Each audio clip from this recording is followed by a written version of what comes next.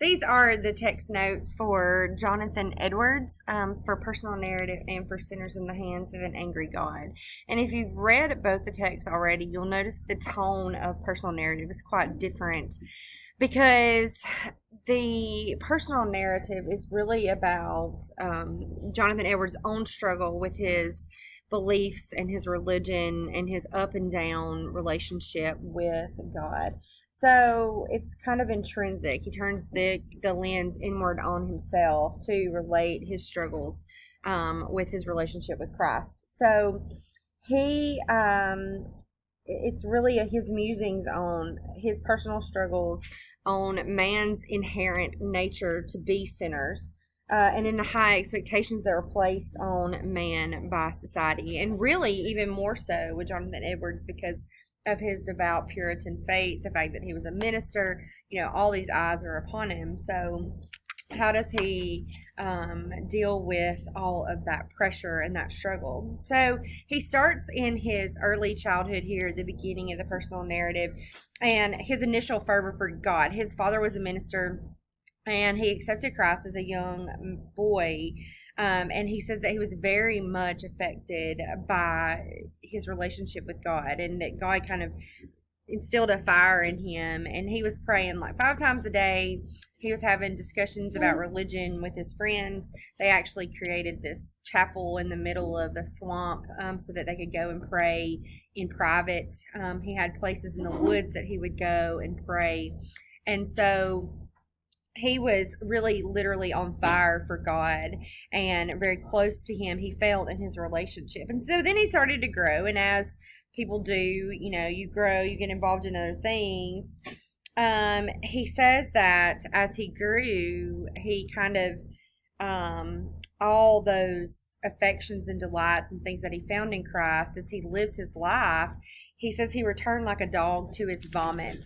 He learned to, or he drifted away from God in many aspects of his life. And so he returned like a dog to his vomit. Like if you've ever noticed, a dog will eat his own throw up. That's exactly what he's relating this to, is that no matter how many times he asked for forgiveness, he would return to his sin as a college student, a college boy. And so he believes that God, as a result, sent him the pleurisy that he was affected with, and he literally almost died from it. He said that God brought him nigh to the grave and shook him over the pit of hell. And for Edwards, you would think for most people this kind of would be a wake-up call that says, hey, you're going in the wrong direction. You need to get back on the path of righteousness. And it may have worked for, a short amount of time, but as it, sometimes happens if you're not ready to move in that direction, it wasn't enough to set him on the right path. And so he continued to live in his wickedness, and God didn't make it easy on him, though. He says that he had great and violent inward struggles. And so through that process of many inward struggles and many conflicts, he says self-reflections, he decides to pursue a path of righteousness.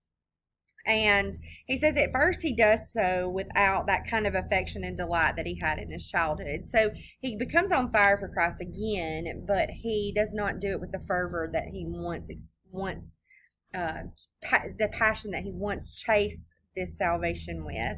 But he did make seeking salvation the business of his life. And so I think what's important to notice here is that Edward seems to be relating that, he's a minister, and yes, he's given all of these sermons and trying to lead people to Christ. The journey is not an easy one. It's a struggle. So what follows in the journal for the rest of the pages is really his lifelong struggle, his ups and downs, almost in bipolar in nature between heaven and hell that he struggles with. His contempt for himself, and when he lives in his wicked ways, how much he hates himself for his behavior. Over 3/4 of the essay, however, is devoted to the joy that he has found in the Lord, and that really shows through to the end. All right, let's switch gears and let's talk about Sinners in the Hands of an Angry God. Probably the most well-known sermon in the history of American literature, and there were a lot of really great ones over time. But this one, it still continues to have an impact. It's used as a text of um, for his not only the Puritan faith, but also that whole idea of the and those tenets of the Great Awakening. And so when looking at that text, not only was it preached live, it was made into a pamphlet and was widely distributed. And as a result, thousands of people were falling down upon themselves, trying to figure out what they needed to do to get salvation. So he starts, this is basically it follows the 4-part Puritan sermon structure. So where you have your biblical text, you have the doctrine, the overall doctrine that you're trying to impart, proof of the reasons or reasoning, like in mathematics, you have your proofs, and then how to apply that to your life, the application. So he starts with an epigraph of that verse in Deuteronomy 32:35. The epigraph is really short. Their foot shall slide in due time, but I wanted to give you the full verse from Deuteronomy. To me belongeth vengeance and recompense.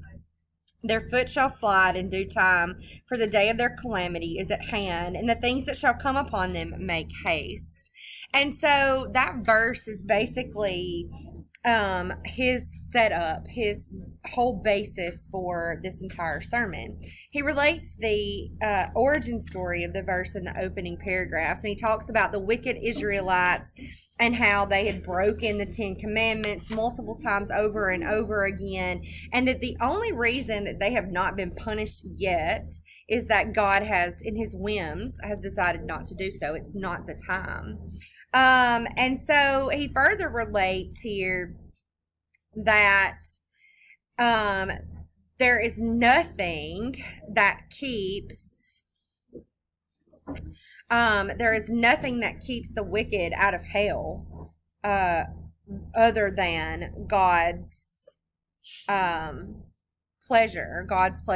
At any point in time, that he's hanging them above the pit of hell, and at any time he can just drop them and let them go. Okay. In the next section, he begins by listing his proofs. Here are the reasons for, or his what he calls considerations. The first one is that God is all powerful. There is no want of power in God. He is able. He is willing to do it. There's no doubting his power. The second one is that the wicked deserve the punishment that's coming to them. They deserve damnation. The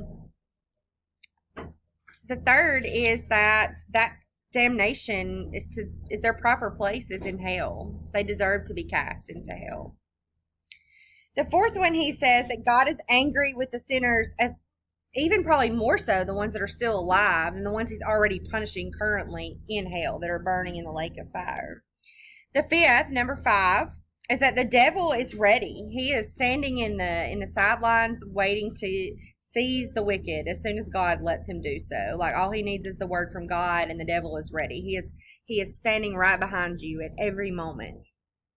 Number 6, that each sinner could literally self-combust with all of their own wickedness, but God prevents that from happening. Number 7 is that even if there are no visible signs that your death is near, at any point in time, God doesn't need a miracle or some kind of tragedy to destroy you. Like, even if you are young and you can't see it ever happening to you, God doesn't need some major event. He can take you out with a snap of his fingers.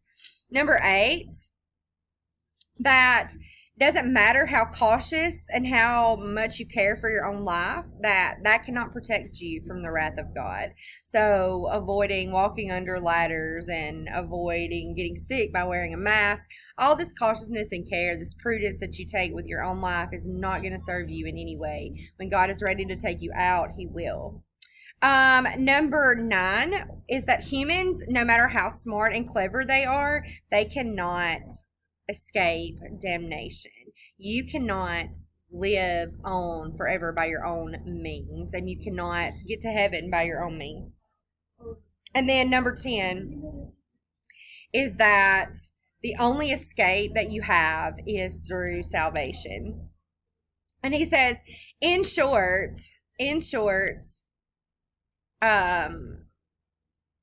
they, which is the sinners, they have no refuge, nothing to take hold of.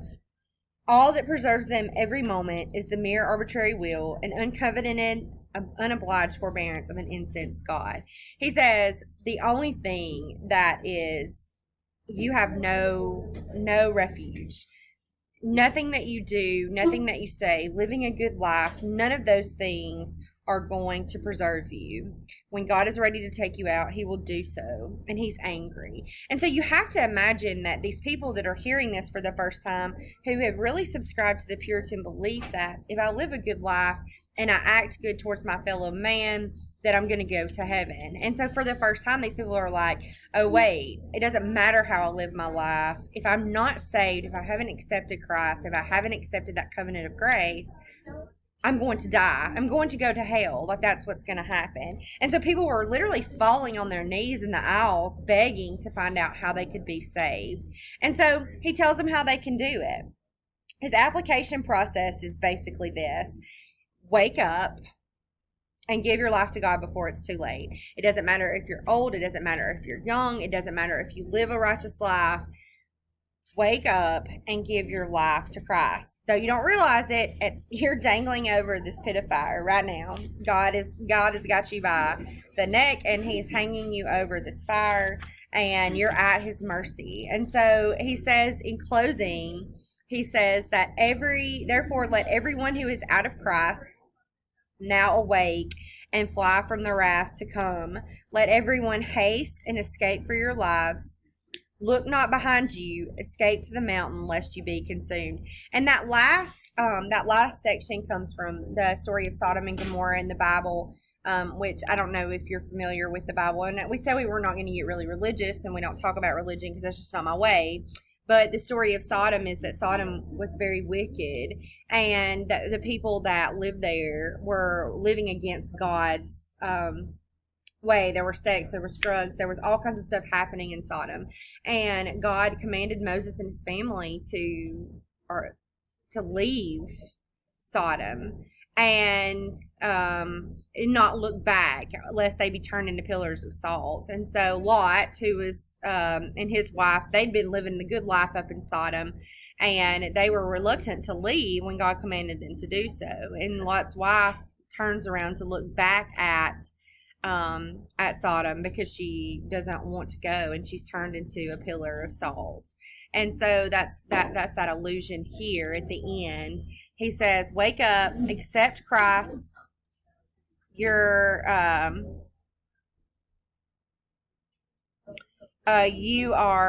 have this once in a lifetime opportunity right now. Your days are not promised. You could die. He literally says you could die within the year. You could die in the morning. And so fly out of Sodom, haste and escape for your lives. Do what you can right now to escape the punishment that is coming to you. Escape damnation. And so it was a very powerful, moving piece of American literature, and very effective for leading whole congregations to Christ.